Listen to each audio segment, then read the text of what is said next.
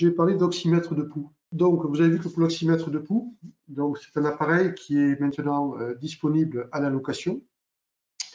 Il faut que, bien sûr, la personne ait une prescription. Et la prescription est d'une semaine à renouveler une semaine. Donc, on peut l'utiliser sur 15 jours. Pourquoi ça a été mis en place?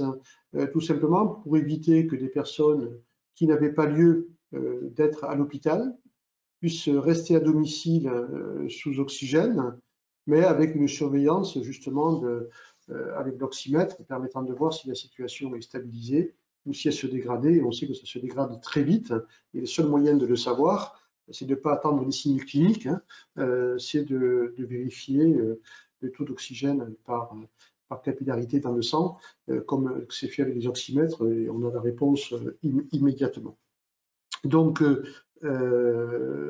ces personnes, donc le tarif est un tarif à 3,30 € hebdomadaire. Il n'y a pas de TVA. Hein. Pour l'instant, on a posé la question sur la TVA. La réponse est floue, mais bon, on considère que la TVA est à 0 dans cette affaire. Et puis, l'USPO, là aussi, on s'est bagarré, on a dit, attendez, vous moquez de nous, quoi. Oui, parce qu'on amortit sur tant de semaines, machin, un truc à 30 €, etc. Ouais, sauf que chaque fois, il va falloir le mettre à disposition, expliquer comment ça marche et le désinfecter. Donc, on a obtenu une ligne supplémentaire de 5 € de mise à disposition de l'oxymètre et de sa gestion, comme on gère aujourd'hui le retour d'un appareil aérosol, etc. Voilà. Donc, c'est 5 € plus 3,30 € par semaine et maximum 15 jours. Voilà.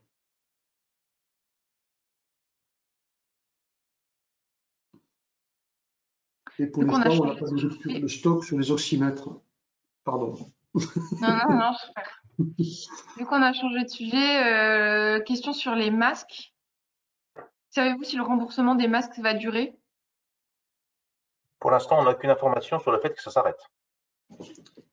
Tant qu'on est dans la situation, voilà, dans l'état d'urgence, tant qu'on est sur une circulation du virus qui est active, hein, parce que bon, ça circule, hein, on a quand même des taux à 10% hein, de positivité quand on dépiste. Hein, et voilà, et dans certaines régions, c'est encore un petit peu plus élevé. On sait que les gestes barrières sont des gestes à privilégier. Et surtout, à ne pas oublier. Donc, il n'y a pas de raison que on lève sur les masques.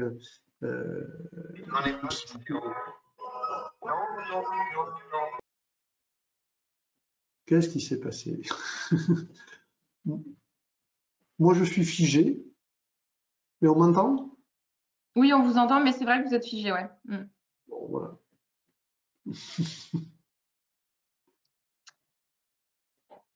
Sur les oxymètres,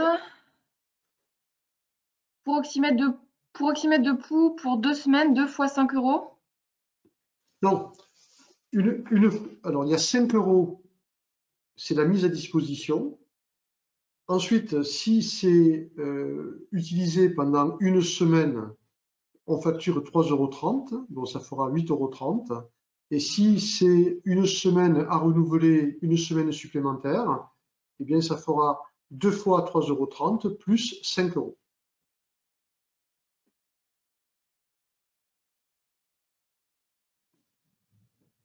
Un médecin nous a demandé si la location des oxymètres était réservée aux patients Covid. Oui, oui, bien sûr. Bien sûr, c'est des personnes qui ont le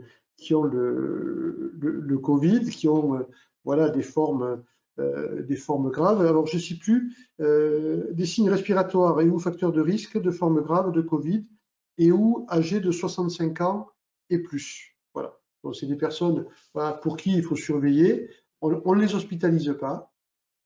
On les met sous oxygène à domicile parce qu'on considère que la forme peut être stabilisée à domicile et donc on évite d'encombrer les services hospitaliers et on fait une surveillance médicale et infirmier avec les pharmaciens à domicile. Et le meilleur outil pour surveiller que ça ne se dégrade pas, c'est l'oxymètre. C'est le signe le plus efficace. Si on attend que la personne s'étouffe, qu'elle ne puisse plus respirer, et qu'on la met en urgence, on a perdu parfois 12 heures parce qu'on aurait pu voir la dégradation de la personne grâce à l'oxymètre.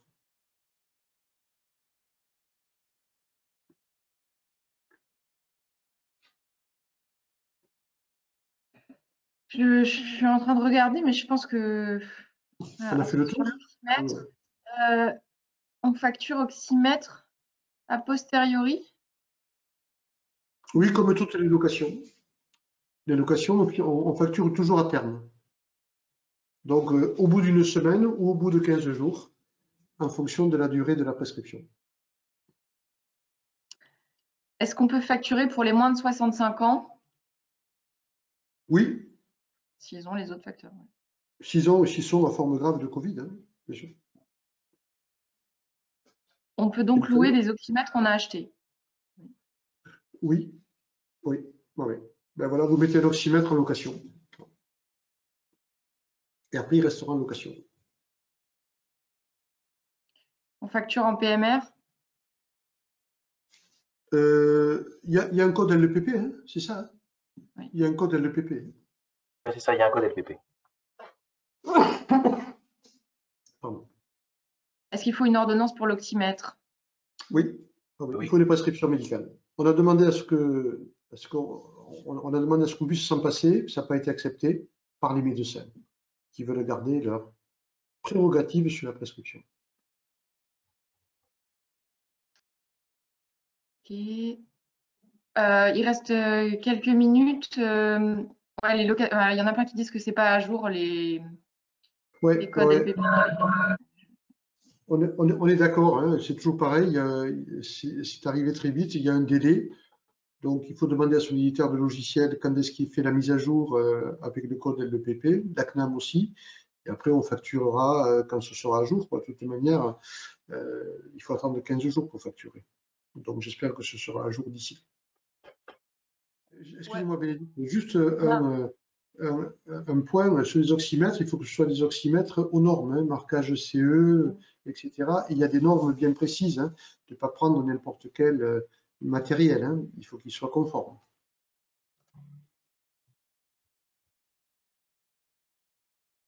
J'ai une question sur les oxymètres et une question sur la sérialisation.